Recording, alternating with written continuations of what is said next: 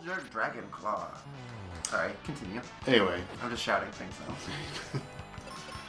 I think Dot Hack is a set of ideas that heavily influenced my idea for an MMO type of game. Really what I like about Dot Hack is the feeling that, there's a sub-layer to the game where if you do just the right thing in just the right place, something strange happens. I think that idea is really appealing. And so I want to see that actually implemented in an MMO where, you have all these gestures in games, right? Like, you can, slash bow, slash sit, slash pray, whatever. Like, there should be more occasions where if you do just the right thing in just the right place with just the right items or whatever, something unique can happen. And it can be, stuff... I want it to be something that's, not just, data hacked out of the game, to make it clear, so that it's in the item database, so it's a thing that happens. I want it to be a real mystery. I want there to be mysteries that you can solve by studious application, and maybe there's a rare drop that's just a note that has a hint about a thing that you might be able to do in a place or something like that. I don't know.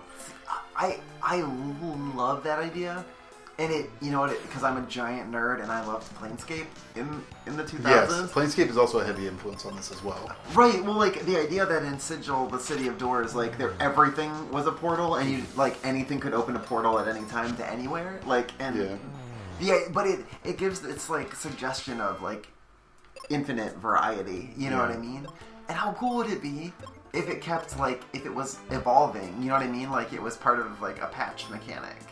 That's the thing with the game idea that, just still percolates through my mind every now and again. I'm not in any position to execute on it, so steal my idea, whatever. I'd like to see it come to life. But, an MMO that's heavily instantiated and the emphasis is on restarting over and over. So instead of having one persistent character, you get to play through it a whole bunch of times. And so, say when a sub-server hits 1,000 players, it's locked. And there's a victory condition for the world. It's still an MMO world, and everyone plays in a very similar world. Okay. But the victory condition will change, or it might be that you have to complete a particular ritual in a particular place to help defeat the evil, or it might be that you have to do traditional RPG, find the super sword and kill the big bad. But it could be something more mysterious that you have to, research and find out. And it could be multiple victory conditions where it's you have to get a bunch of mages together to all cast these high-level spells in a particular place, and it opens the door to the final dungeon that everyone gets to go in at once. And something that makes people in a server work together.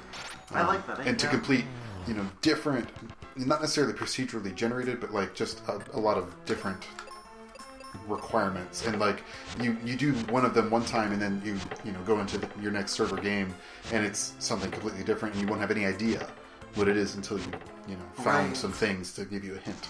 I don't know, it's all very vague the way I'm describing it, but I see it in my head. I get where you're going with this, though. I could probably write out a design document or something, but I don't know. I like this idea. I just want more mystery. Because I feel in the early days of the internet, in the early days of MMOs, there was a lot more mystery. I was just going to say, it had that air. And that's also why I feel it's... Dot Hack seems like it's very much of that era. Yeah. And then, now you have, WoWDB and stuff, and it's there's no mystery left in any game. I think that's what I'm thinking of, is when you're describing this, is no matter how varied you make it, it would inevitably be mapped, but it would be the keys that would be difficult to find, but I don't know if that's as fun. I would like to make it so difficult that it could take a server months to figure out how they can actually win their server, and then presumably there would be some sort of Paragon style system where you are rewarded by persistent upgrades to your character between servers, and so when you get reincarnated into a new server, you have some advantages from having been a part of a successful server before. That's pretty cool. I don't know. I think it could be neat. It makes me think of MUDs and stuff. Exactly. Yeah. There's some of that heritage in this idea as well. Or even just it's it's the weird mysterious quality of it. It evolves partially from the mechanics and what's possible. I don't know. I feel there are games even now, older games that you kind of don't know all the pieces of. You know what I mean? And that's part of the value of doing like when I played Bloodborne, like when it came out, I mean, that's a good example. there was a ton of mystery surrounding it, and because it was on PS4, you couldn't just like crack open the files and take a look, at least not easily. And so there was so much like rumor and misinformation and like misinterpretation of the mechanics and stuff like that was early on, and like the search for how to become a beast and like how do you save these particular NPCs, is it even possible, you know, all those giant secrets like Canehurst Castle just chilling in the game. I didn't find Canehurst my first run. I wouldn't have found it unless you told me about it. Yeah. But like imagine, like that's actually kind of a good taste of what you're talking about. I feel like though it's still like you have to go back into like find a thing, pick up a clue, go somewhere. Well, that's the thing is that you know it rewards you for being studious. So like if you read the item descriptions, like it tells you kind of where to go and kind of an idea of what to do. Right. You still have to like explore and experiment. And I think being rewarded for that by something so huge is just like the best experience possible. You're like, I think so holy too. Fucking shit! This is here. This was here the whole time. Or like in Dark Souls 1, getting into the tree and then getting all the way down to the ash lake. Oh, like, that felt so cool. All of that is 100% optional. And like the entrance is hidden behind 2 different secret doors. Like there's like a a fake wall, an illusory wall, and it guards a chest. And so the person who doesn't like to explore at all won't even hit the wall, won't find the chest. The person who's like a decent explorer will find the chest and then turn around and leave. But like if you're really committed, you'll hit both walls and go all the way through to 2 completely separate areas, guarded by a boss that you would never have encountered in your normal run. That's true. Like I don't know, that to me is like the best kind of experience possible in the game. Cool. Well, I felt lucky enough to have that sort of experience playing Dark Souls 2 for the first time, like when it came out, and like it's a really cool feeling when everybody on the server is trying to like figure it out together. So like, but it preserves some of the mystery because of how you have to interact with others via like you know what I mean. Yeah, if you just keep it strictly to within the game, like just watching other phantoms and reading notes and stuff and getting some hints, like, I don't know. Missing so often. That sort of community discovery processes. Well, and it adds an extra level, too, because, like, either confusions amongst the, like, the other players or deliberate misinformation. There's a ton of deliberate misinformation when Bloodborne came out, and that was part of... Oh! Wow, what the fuck happened? I'm not really sure. Oh, I think Utah Jack might have hit it herself. Oh, I think she did. Well, you know what I do if I die? Meteor everything. This game just got wicked easy. Oh! Oh no! Whoa, the ooze is like new. The ooze can reflect meteor. That's quite something. It has its own magic shield. That's pretty intense. Good to know. Yeah, that is good to know. I also think, though, just like the whole Soul series, it has that that old school feeling. I think the thing that it harkens back to for me is honestly just like actual classic dungeon crawling, because it has this kind of organic quality. So you literally never know what's going to be anywhere. You know what I mean? And so much of it is like, because the whole premise of like dungeon crawling is like you're entering old forgotten places. So they have any number of secrets buried in them, you know? And I think that's part of what I think is so cool about them. So it's just like seeing that sort of mysterious heritage in Dark Souls and stuff is cool to me. Yeah. I know I talk about that a lot, but I love it. Woo. Man, we gotta be getting close, right? I mean, this tree is very big. Yeah, this is a huge ass tree. It looked a lot bigger. Wait, it looked a lot smaller. That's what I was going to say. It looked a lot bigger on the inside. Wait, that's right also. Oh god, I think my brain is just completely... Oh, gourd. Oh, it just fled me. I still haven't finished my single one beer either. It's like not a drunk thing. See, it's not just me. It's not just me that drinks slowly. It's if you're playing the game. It's if you're playing the game, yeah. You just gotta especially press the in a game where there's no break. There is no break. There's no cutscenes. You gotta always press the buttons. Even when there are cutscenes, you gotta press the buttons. I feel like, what am I doing wrong? What am I doing wrong? Maybe I should just be using bombs. Maybe that's what I should be doing. Just be a bomber girl. Bomb girl. Yeah. I want a cool bomber jacket. Not worth it. Not worth it at all. But fun. She said as she did it again. That'll be good. Oh, of course the ooze is weak against bomb. Good job, Claire, you idiot. Don't you know you just blow up the piles of goo? Nothing seems as combustible as ooze. Oh, so much more. Hold on. No, I have to go through the mushrooms again. There's another thing that I missed. Hold on. I think there's one more. Hold on. This is good. Okay, we can cut this if it's totally nothing, but I swear there was another mouth. Why don't you maintain my mushrooms? They spring. What happened to the mushroom maintenance around Maintain here? my mushrooms. Maybe it's just down here. It's definitely a slime. See how that slime is there? I do. I see it. I see the slime. Go, Kaylee. Go! I really should have been experimenting more. People are gonna hate me for that. Mm.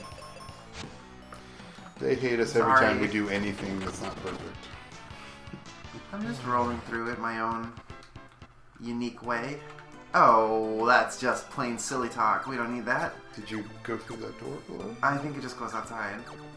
I guess I can confirm since we came all this way. Yeah, Okay. we're already here. Okay. It just goes right outside. Jeez. Cool. Jeez. At least, alright. Yeah, well. What are these other little trees inside the tree?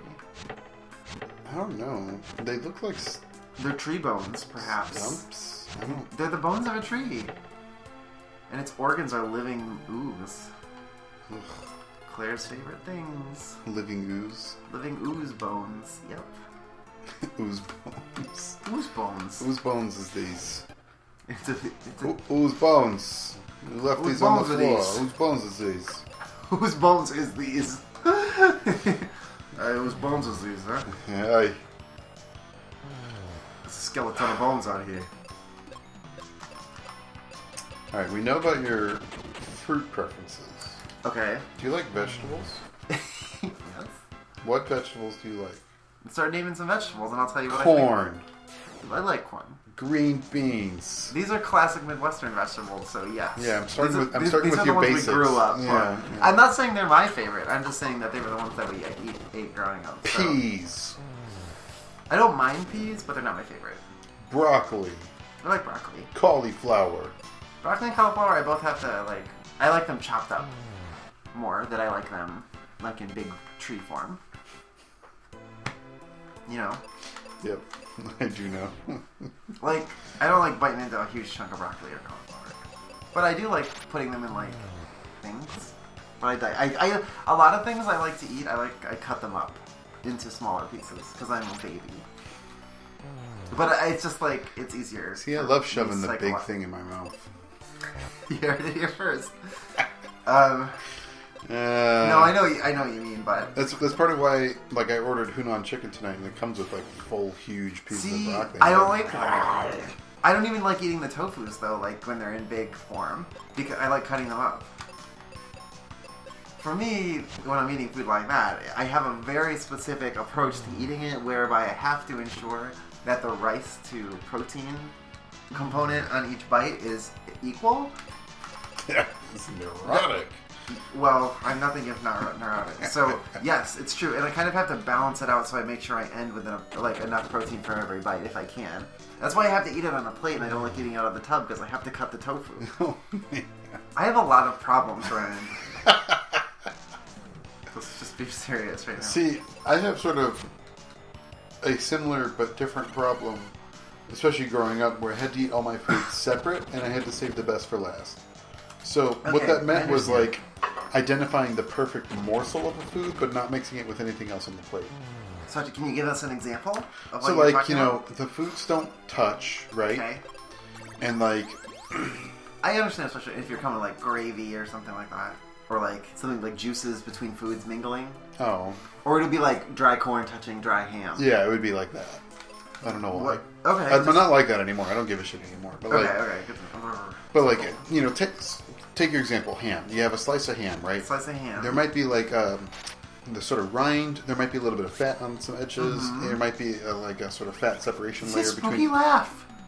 He confused me with his spooky laugh. Anyway, continue. And so the trick is to find the nice, thick, but no fat portion.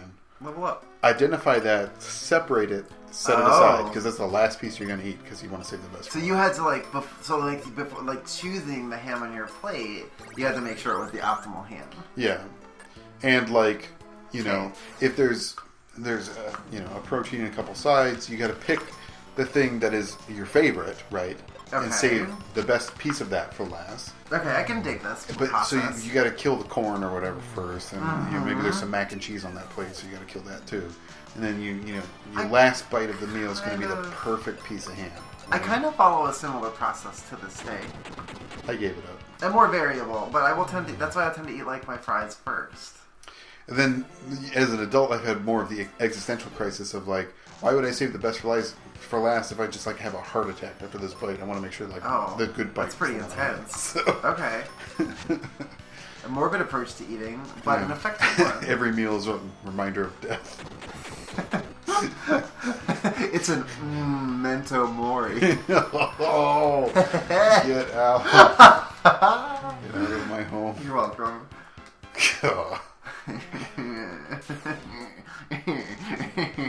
After the meal, you have a memento mori.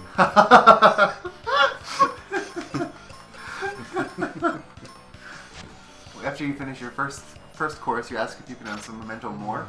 Get out. These are terrible because they're all puns on the same word. I know. Ugh. Why did I walk over here for these brown boxes of nothing? Oh, young Utah Jack. You beautiful lady. Okay, let's eat a seed. Pop a You seed. beautiful dame. A beautiful dame. Beautiful dame. Chugging potions. You gotta keep asking me vegetables. We gotta continue this vegetable survey.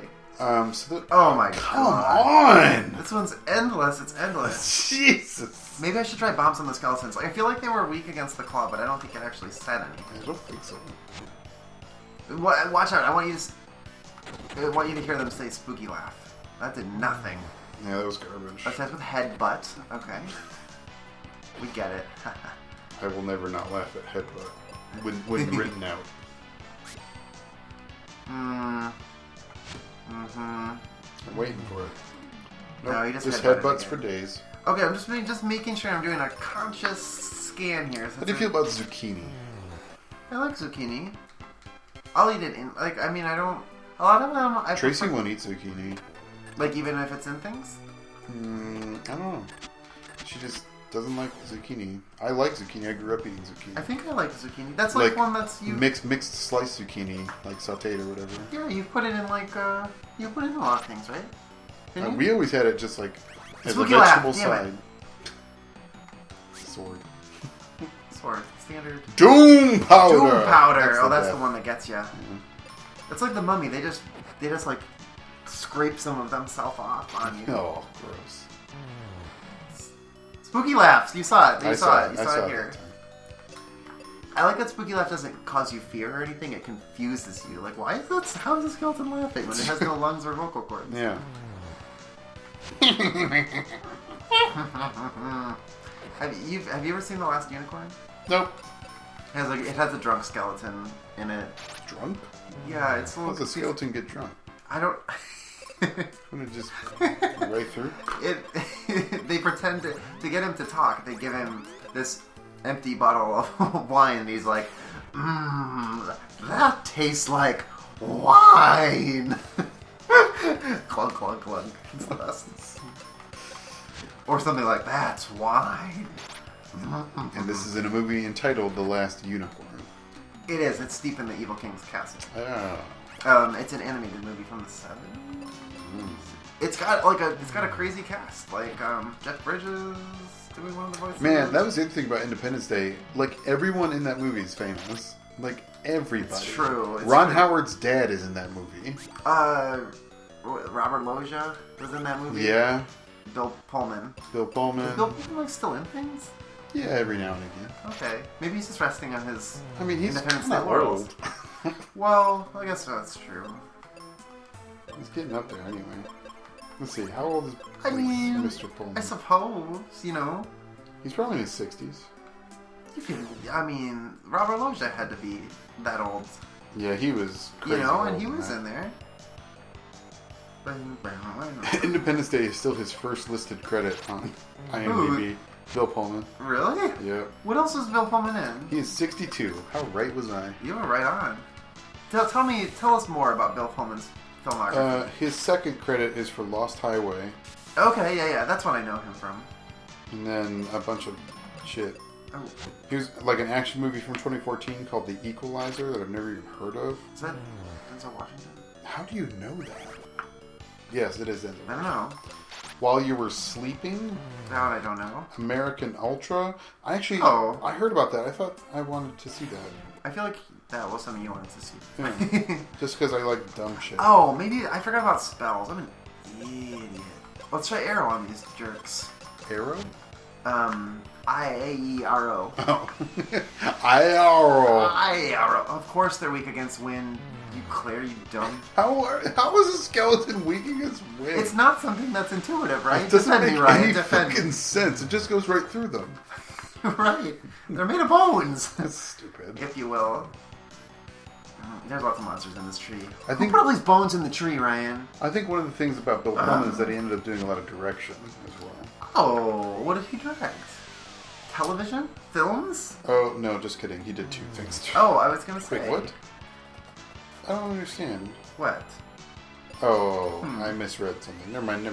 Oh, okay. He's just credited as a director and as soundtrack work, but he's directed two things. Oh. And he's done I see a chimera up here. He has 3 soundtrack credits. Really? He's a performer on the Casper Films rendition of Jailhouse Rock. Oh my gosh, I think I do remember. He's the dad. Is he the dad in Casper? I don't know. Let's see. Casper. Maybe I'm getting him mixed up with somebody. It's definitely not a top credit, if he was. Maybe it was a Baldwin. But I may just be getting that confused with Beetlejuice. Also, there were some Baldwins in Independence Day. There was a Baldwin. Oh, and Harry Connick Jr. Yeah, which no one would believe was Harry Connick Jr., so I had to look it up. Oh, Ryan, he's should I jump down this 100% thing? Harry Connick Jr. Where do you think this goes? Well, here's the thing. Remember, it takes forever to get to a place because you have to fight everything. But now everything's dead. Should I try it? Yeah. Totally worth it. Oh, where am I? Ryan, this was terrible. This is not good. No? It was a bad plan. Oh, well, you're not that far off. It was a... Oh, where did I get... How did these guys get... How do I get up? You go left. Oh, I go up there. Yeah, you gotta cut through the shrooms. No. That's your favorite part of the day. No, I already did this. It was worth nothing. Oh, I kind of forgot about the mushrooms. Yeah. Yeah, no. Yeah, he's Dr. James Harvey in Casper. Yeah. Oh my god, I watched Casper so much as a kid. Oh, this is the wrong way, Claire. Wrong way. Oh. I tried to tell you. Oh, wait, you did? What? Yeah. Just go, yeah. Oh, I see. Go in the You did try to leftmost mouth. Nope, the leftmost one. Oh, it's the quickest. Yeah. I'm sorry. It's the fastest one. Alright. Christina Ricci was the kid in that. Yeah. Young Claire kind of had a crush on Christina Ricci. I mean, she's a pretty lady.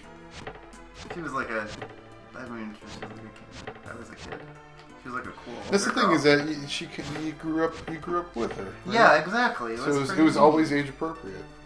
I just thought she seemed so nice in that movie.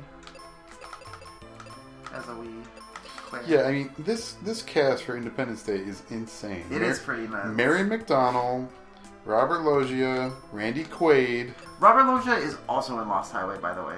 Oh, really? Weird. Margaret Collin, Vivica A. Fox, James Rebhorn, Harvey Firestein. Weird. What year was Independence Day? 96? Yeah, 96. Because I'm pretty sure they must have finished one and then gone to the other. Adam Baldwin. Okay. Robert Loggia is that. His character in that movie is so weird too. Mae Whitman as a wee child. Mm-hmm. Harry Connick Jr.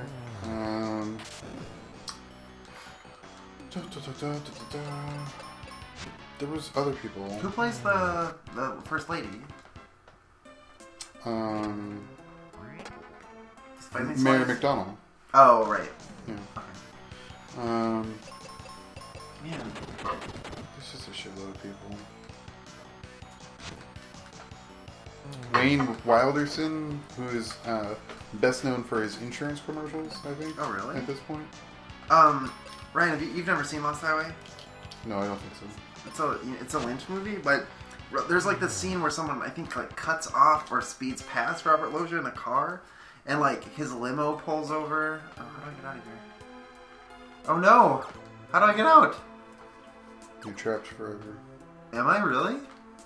Welcome to the rest of your life. I mean, seriously, how do I get out of here? Oh my god, tell me I don't have to exit. No, that can't be. It can't be right. It can't be right. Just try to grab shit up north. Oh my god, thank you. Lucky shot right there. You just had to have faith.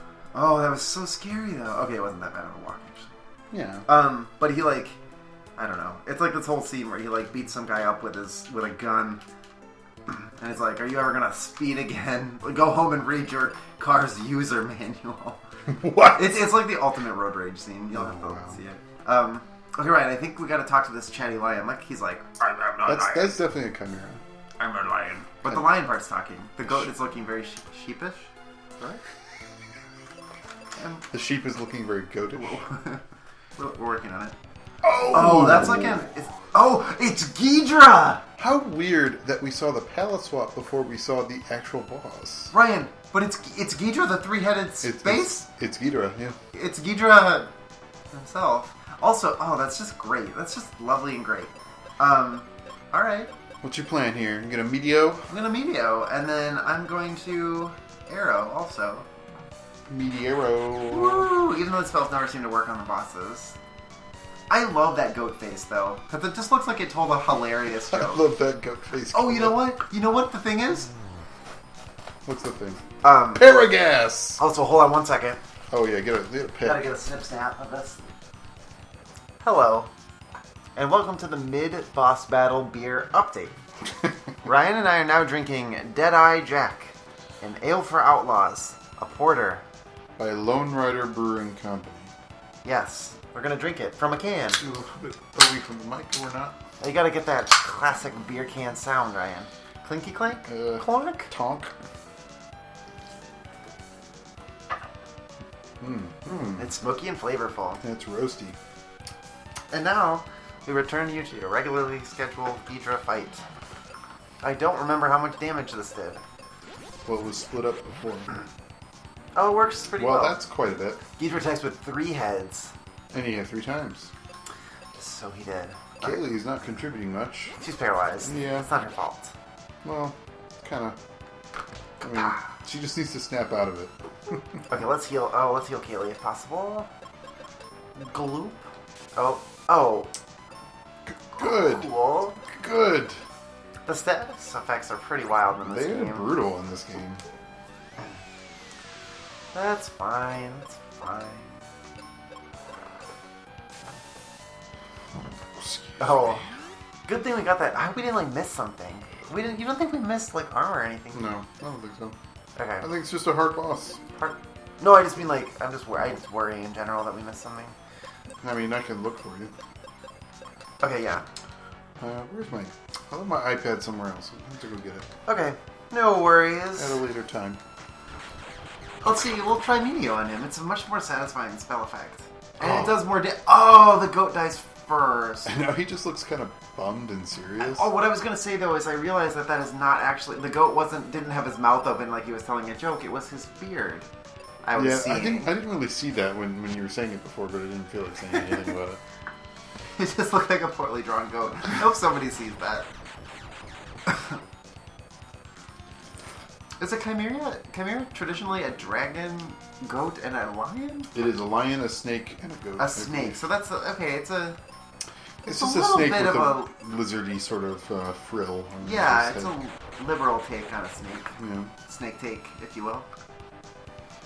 Yeah, now he's. Oh, serious. last time when we fought one of these guys, we went to skip their second animation. Yeah, now we got such was the enjoy it. damage that we did. Yeah, we kind of rocked him. Mm-hmm. Previously. Here we go. Get him. We're doing it right now. I love the direct reference, because it's also the American spelling that they used for it when... Oh, yay, we defeated it! Good job!